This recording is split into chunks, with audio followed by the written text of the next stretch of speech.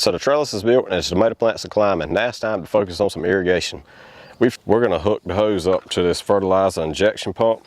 Now we prefer to be organic anytime we can be, but that's just not always possible. And honestly, my biggest concern is the herbicides and insecticides sprayed on the vegetables that we eat.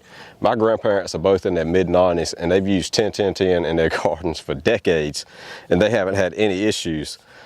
So we're gonna plumb up to this. We just have some regular Miracle-Gro here in a bucket.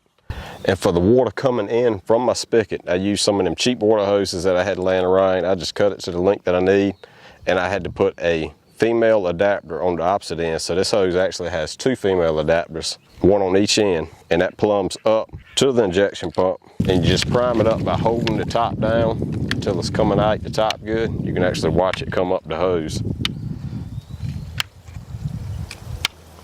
For the injection pump, you can adjust the flow.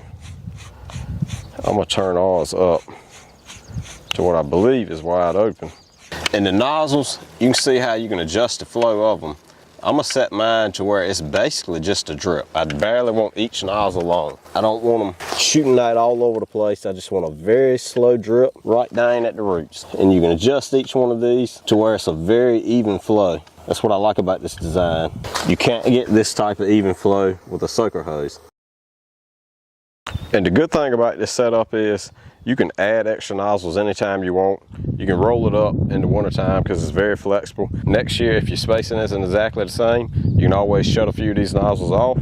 So it just offers a whole lot of flexibility for a hose. So it's been about a week since we put our irrigation hose down. So we've got to use it a few times now and it's honestly worked flawless. We did amend this soil very heavy with chicken manure whenever we backfilled the holes, but chicken litter is slow to break down. And our summers get so hot here that it's very devastating on the tomato plants. So we want to get them off to the races and get them growing as quickly as possible. That's why we invested in this system and using Miracle-Gro. If you're a diehard organic fan, you could always mix up something like some compost tea and run that through the injection system. The injector comes with this plastic bracket.